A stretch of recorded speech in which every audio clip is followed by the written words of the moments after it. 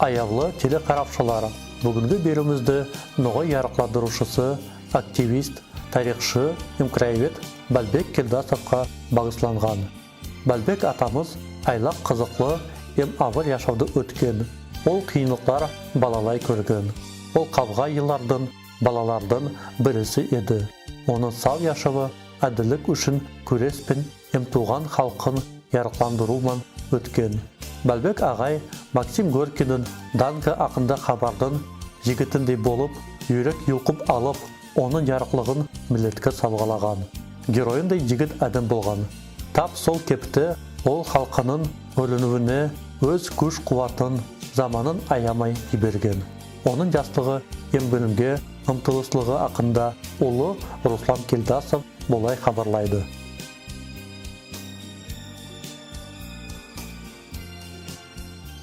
Балбек атам 1932 жыл Кегей ауылда туған. Соң олар көшкен Шобутлыға. Онда школаға барған, 1-ші классқа. Дау жылларда да сонда Шобутлыда болған, ішлегелер колхозда, қиынлықтар көргелер. Еметі затты айтқалай, кездерді детдомда да болған. Сөйтіп ол соң Тарамовкаға келеді, детдомнан дау біткенен соң. Тарамовкада бітіреді 7-ші класты, түседі Кездерский педагогический училищеға 47-ші жыл. Сол 47-ші жыл түседі, 49-ші жыл бітіреді оны. Нагайский ноғай тіл 3 зат болады. Оқытушы ноғай тілден. Бітіріп келеді Ленин ауылға қарын оғайға. Ленин ауылда мен анамда ішлейтін болады, 3 тілі болып оқытушы Ленин ауыл школада екеуі бас қосып, сонда үйленіп, атам анама әлей құрадылар. Екеуі сөйтіп әлей құрып яшайды, соң Тереклеуге көшіп келеділер. 54-ші жыл бұл Грозненский педагогический институтқа түседі. Исторический факультет, тарих білмей. Со университетті бітіреді 60-ші жыл, 1960-ші жыл университетті пединститутты бітіреді 1960-ші жыл. Сол жылларда менің де есімде, о диплом алып келген есімде. Өзікті үйкен затеді, о заман диплом алып келсе, ұлай алып қарағанда, о заман оғайларды өше жоғары образованиясымен аз. Олар жоқ болса дейірі, ол біріншілер сол өзім атам еді. Өз айтады әнді, біз бірінші ады бір өлер болғандырды. От солай сау өмірі, мен балалай ескімін, сол біздің оғайта халқымыздың тарихын атам айтады әнеді. Біздің құлағымызға құяды әнеді соны. Сонан тұра осы әрі менде көп оқығамын, кітаплар, атамды оқидан, менімен екеуіңіз бөлсет әнек ойларын соны оқыған затларымызды. Мен айтпа олы, мен атам тарихшы, насихатшы, елші.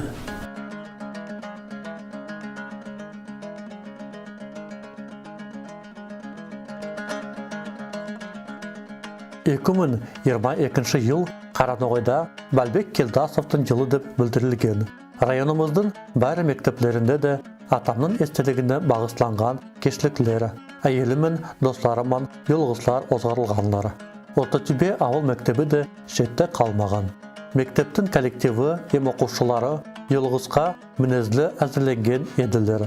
Ноғай мадариятында, поэзиясында бағысланып қызықлы амалама ұйғынлаған еді.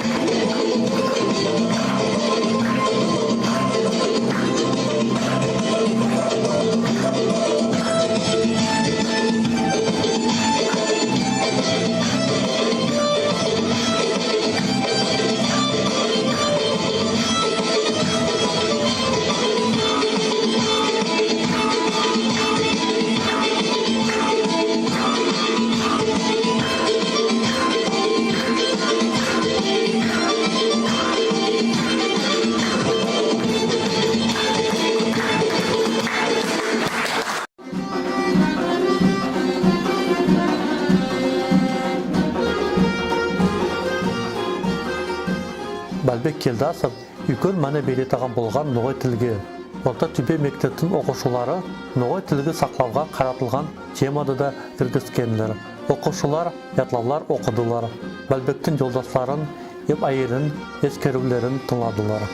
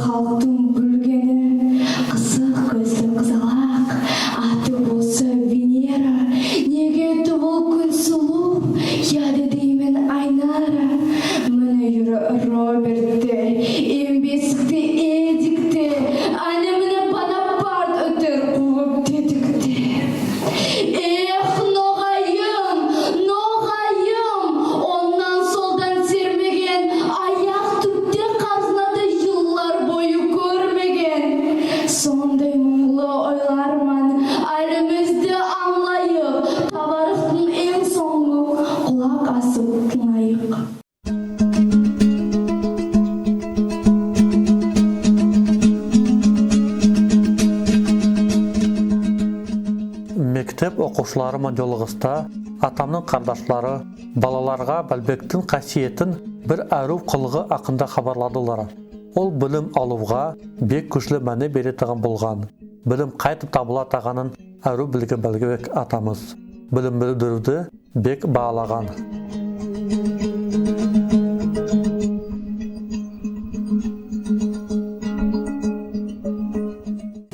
Сіздей болып, Бәлбек Әжібайрамович, менің атам білімге тартылған.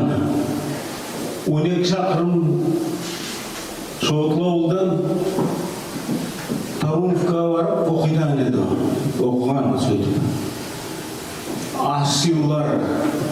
Сол аш жылдарда да білімге тартылғанды үстілерді көреді. Бір көмек өтеді. Сонда Кандапович деген бір заведующий района болған. Учитель өзі запта Таруновкада. Бұға бір пут yazıp araya çıkardı Ajbiday'ı. Сол Ajbiday'ın көмегімен затымен бұл оқиды. Емеді соң бір ел Валентин Иванович деп Ковалиев бар еді бізде, директор лесхозы болды. Солардың әлейді көп көмек өткен папа, атама. Сөйтіп тұрып білімге тартылады еді. Что уже бізді де, міне бала заманнан алып, мені әрдейім маға Ноғайдың историясын, Ноғайдың қайерде несі болғанын, сол бір затты маға айтады әнеді. Енді сол атамын айтқан сөздеріне тыңлап, соларды несі дейді басыма алып,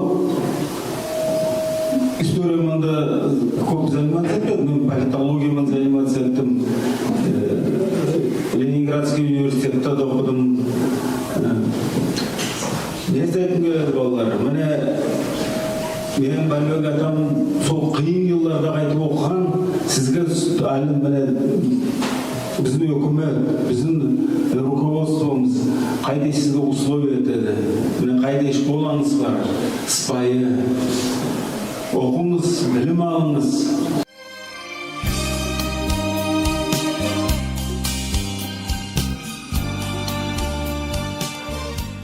Okumağa kerek, emdayım da yanlı bilimler almağa kerek ekenen Balbek Keldasov'un yaşamında ayrım orunda tutkanları. Okutuşu zamanda öz kardeşlerin, okuşuların her zaman okuğa es vermege şakırıp durgan.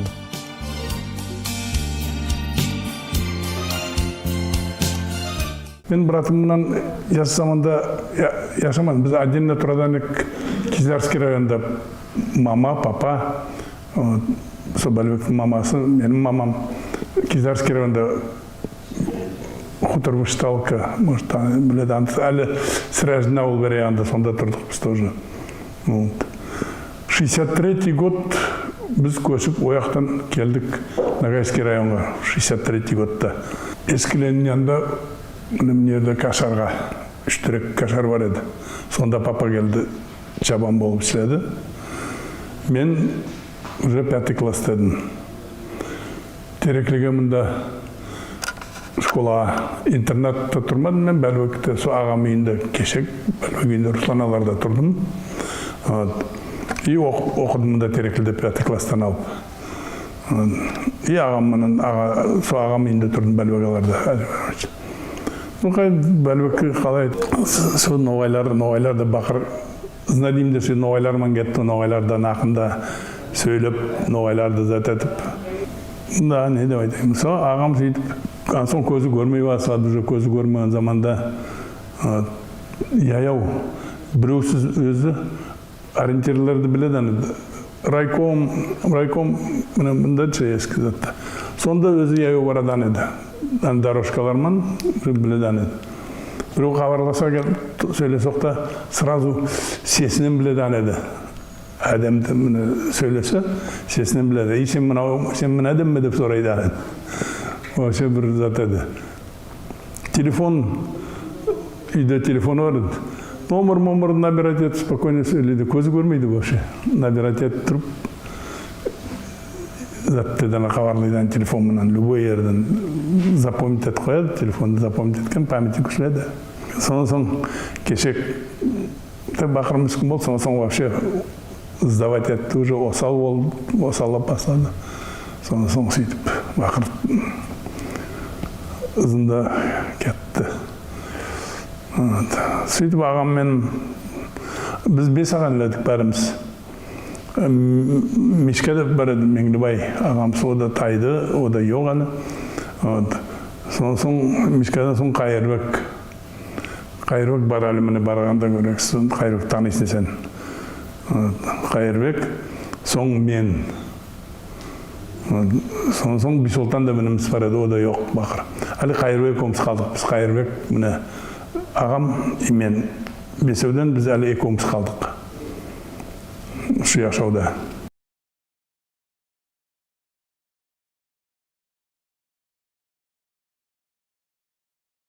Üçüncü yıl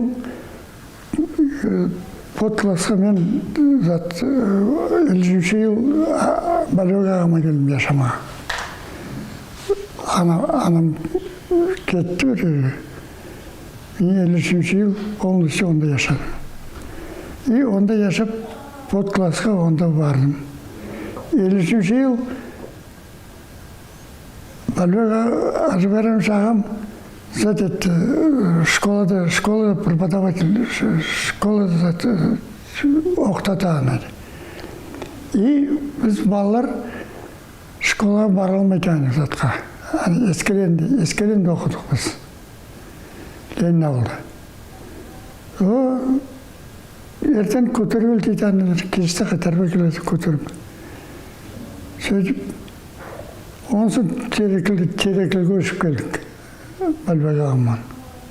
Әлеймен, бәрі семьямен. Онда 4-ші классқа дейін онда оқыдым. 4-шіден соң кеттім Кашакинға. Ондан соң Вышталка бетті, Вышталкада 8-леткада бітірдім, қайтты ағада келдім, Терекліге. Ағам, мен 8-леткада бітірдім. Ағам шақырып, Балбек ағам, Балбек Ажманович ағам зат еді. Директор вечерней школы еді. Ол балаларды енеп затқа оқытпаған деді школада. 9 класстан 11-ға дейін онда вечерний школада бітірдім мен. Сонан соң ағам айтты, сен де оқы армаңа дағы да требовал болшын. Оқымаға керексің деді. Лесхоза шейді ағанам. Алгерский лесохозяйственный техникумы түстім.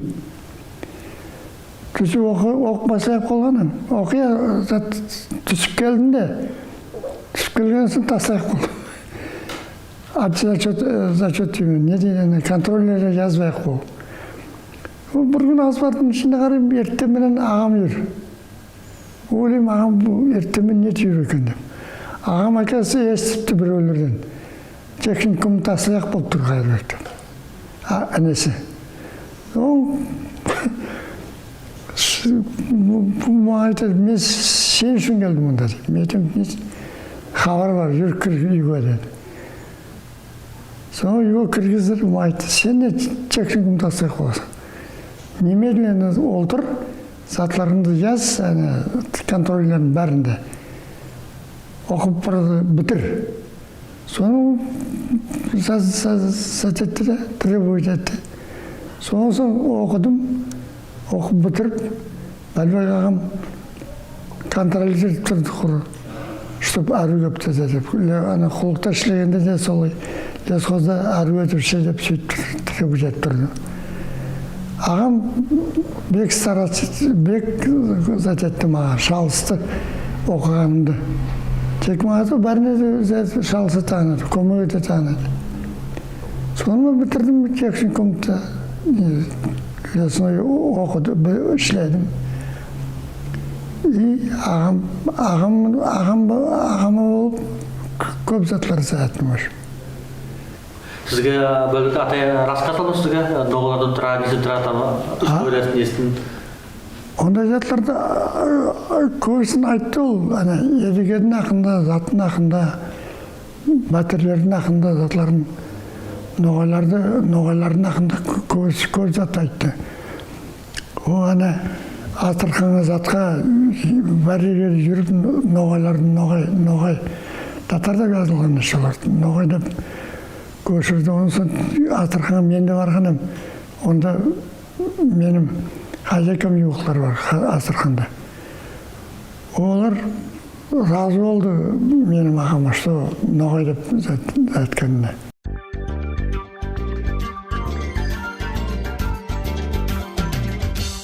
Yollaştıruvшы ем оқытушы кебінде ол игі специалист болған. Ноғай тілін үйретуге, маданиятты, тарихты сыйламаға үйреткен.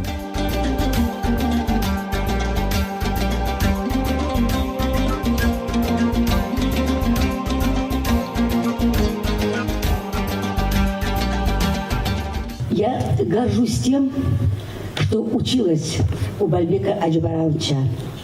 Это был необычный учитель, нестандартный по тем временам, опережал время. Учитель-уникум, с интересными уроками, сам выразительный, стоял у доски как Бог, красивый, открытый, говорил правду. Бальбек Аджибарамович опережал время, как Александр Сергеевич Пушкин, как Есенин, как Высоцкий и как многие другие. Вы знаете, что правдолюбцы не всегда были угодны правительству. Бальбек Аджибарамович многое сделал для своего района. Действительно, он патриот. В 1992 году именно благодаря ходатайству Бальбека Аджибарамовича было открыто педагогическое училище в Ногайском районе. Были рады все ученики, приезжали каждый год. 24 года просуществовало это училище, но после смерти Бальбека Аджабаровича училище закрылось, к сожалению. Еще хочу сказать, перед глазами его уроки, еще раз повторяюсь, нестандартные, необычные, с выразительной речью. Какая любовь у него была к своему нагайскому народу. А так смотришь внешне, совсем на нагайца не похож. Такой интересный человек. И с такими интересными мыслями, я еще раз говорю, вы знаете, он был тем интересен, что он был настоящий. Настоящий человек, настоящий учитель, настоящий общественный деятель. А вот этот эпитет «настоящий», он не всем подходит. Вы, наверное, помните повесть о настоящем человеке. Вот точно такой же настоящим человеком был Бальбек Аджабарович.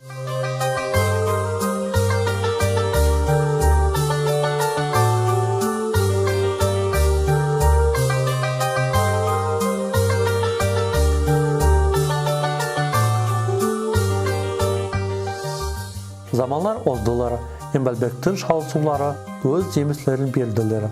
Айтпаға, демеулескен әлімдердің ішінде тарих ілмілердің кандидаты Ахмет Ярлыкапов, тарих ілмілерінің докторы, Ноғай Ордасының тарихы деген кітаптың авторы Вадим Трипавлов.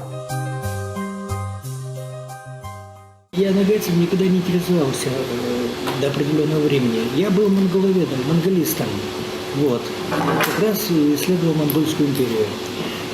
Вот. И однажды в институте, тогда он назывался «История СССР», Российской академии наук, в Московском институте, где я начал недавно работать, состоялось обсуждение одной рукописи. И при нем присутствовал замечательный нагайский общественный деятель Бальбек Аджабарович Кильдасов. И я, значит, тогда молодой вчерашний аспирант, мое мнение тоже там среди последних попросили высказать. И я стал там комментировать, я не помню, о чем была эта рукопись, и, в общем, я употребил понятие «нагайские татары» в речи. И вот когда я закончил, Бальбек Аджабарович начал меня критиковать. Молодой человек совершенно неправильно говорит, нагайцы и татары – это совершенно разные народы и так далее. Как-то меня это так задело. Вот, пошел узнавать, что такое, что за нагайцы такие и так далее. И вот почему-то с этого точка и началось увлечение нагаеведением.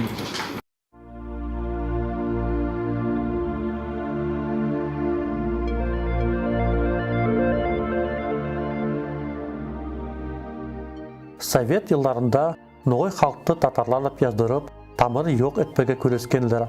Сондай болып, Ноғайдың тарихы хақында занаратып айтатаған адамлерге де қарсылық етіп тұрғандар. Бальбек атамызға да қарсылықлар еткенлер. Ол туған жұртынан ұзаққа да, Марат үйге де еберлеген болған. Ама Аллаға шүкір, сондай қиынлықтар сындырмады оны.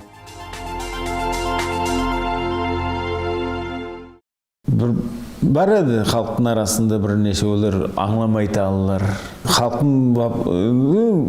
Біздің етекшілеріміздің арасында да вопростарды, мәселелерді көтермейді алылар бар еді, Ноғай мәселеде.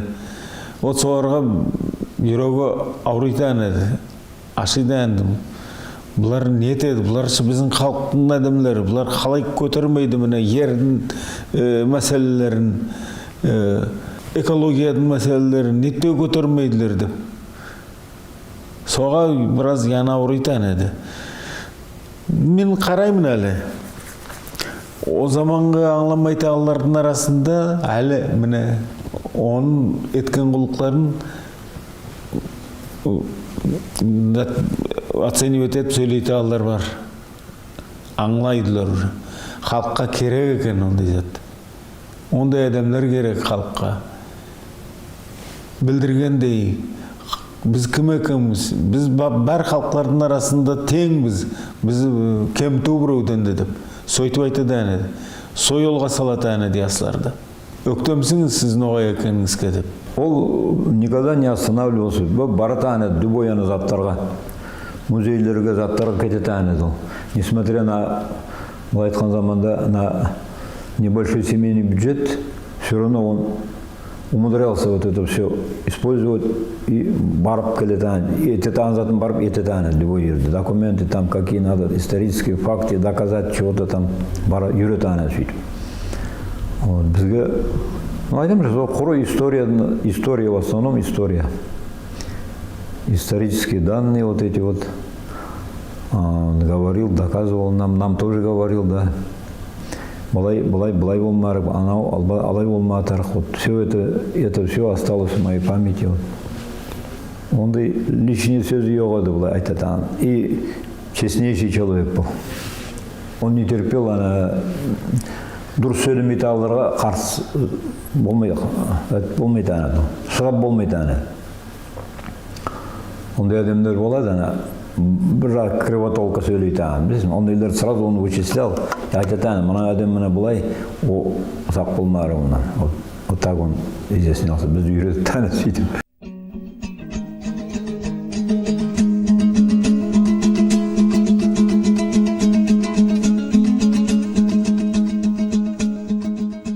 Бәлбек аға тек 4 мүйісті олтырмай, ноғай аулыларма жүретаған болған. Өз өмірінде ол ноғайлар тыпақласып яшайтаған. Россиядың көп юртларында болған. Ондан да басқа румын, түрк елдеріне де барып, ондағы ноғайларман байланыстар түзген. Соға көре ноғайлар бір-бірленіп игі танығанлар. Вот менің есімде әлде бар, школада оқиған заманда, неше ясыскерін айтып болмаймын, какой класста. Вот Бәлбек Ажбайрамович bizim ауылға часто келеді ағанды.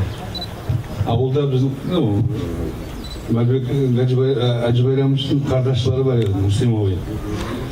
И шо заманда школаға да кіреді ағанды. И үйге кіріп, қартағайлардан сорап, нетіп, историяды, этнографияды, не затинайған о заманда біз білмейді. Каких-то лет 50 назад біз Кизлярский районда ноғай тіл үйренбегенбіз. Школаларда оқытпайды бізге. Біз историяды білмейдік. Хан ноғай кім екенін білмейдік. Не говоря, едіге кім екенін. Что ноғайлар бар Турцияда, Венгрияда, Румынияда. Олай заттар біз вообще біратты білмейдік. Даже вот 50 ел арманында біз даже Ногайский районмен қатынаспай едік. Қызларымызды бияққа шықпай таған күйеуге. Біз алмай таған қызлар қара ноғайдан. И вот, шо заманда Бәлбек ауылман жүріп, жеткен заманда бәрді айтатаған еді. Бұл қарт адамға шарығын тоздырып, заманын жіберіп, не тейді, қиналып, не істейді, да. Халық аңламайды, что шолай адамдар бізде. Өзінің заманын да жіберіп, өзінің ноғайларыма деп, что историяды сохранить етпеге, білмеге, шөйтіп нишақы құллық еткен. Вот Сыражин Батыров, художник біздің, тоже бәрді айтатаған. Бұл еткен шудақ зат. Мойнына затты да киіп, дорбады да. Біздің национальный көйлекті да киіп, о заманда совсем выделяться етаған еді. Но тем не менее, великий адамдар каждый со странностями.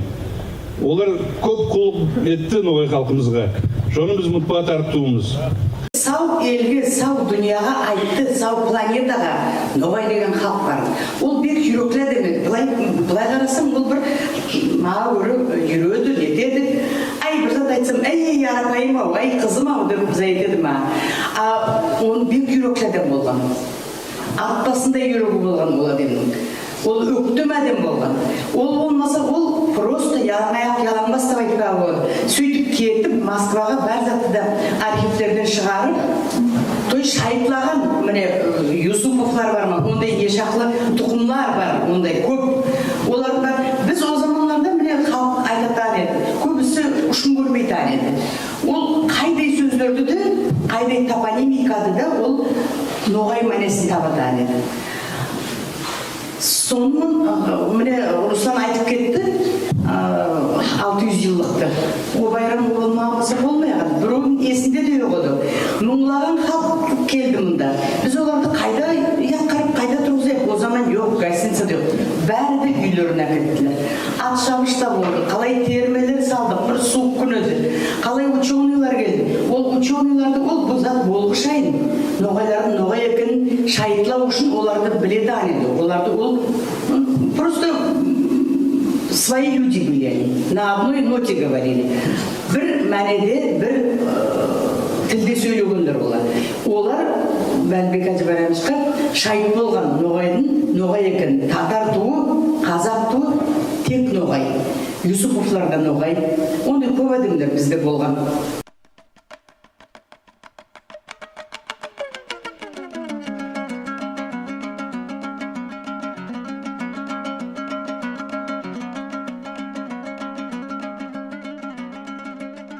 Бәлбек Келдасовтың яшавы ақында көп хабарламаға болайық. Ол ноғайлардың музей құлығына да Қара ноғайдың краеведесінде көтерген. 1970 жылларда Бәлбек ағадың басылымымен СССР географиялық ямағатшылығын ноғай елі бөлігі түзілген. Сондай болып, ноғай шөлінде клуб кинопутешественников Саблай союзлық телеберуінде Қара ноғайға съемкаға шақырған. Көмек еткен. 90-шы жылларда ол ноғай өкіметтің құрылғаны 600 жылығын байрамды озғармаға көмек еткен. Өзін жолдастарымен ең баяғы ноғай районының администрациясымен. Онан да басқа болып, бірлік деген организацияды өзін жолдастарымен түзген. Сол жоғарда айтылған істерін әр қайсысы ақында айырым телеберулер әзірлемеге болайық. Бәлбек атамыз көп құлық еткен ноғайларға. Біздің борышымыз оның естілігін тұтпаға.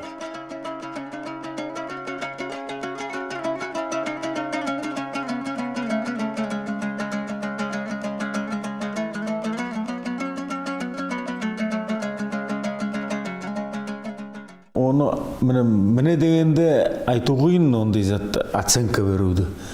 Но мен саған айтпай боламын, халықтың самосознаниясын көтерді күшлі. Айтамшы, тарихын білмейтін, тамырын білмейтін халық өтікше біз. Сөйтіп, нетейік, жазылмаған, оқыма, история кітапларда біз нақымызды біратта yazбайды. Атам көп құлық етті, оның халықтың затын көтерме самосознаниясын.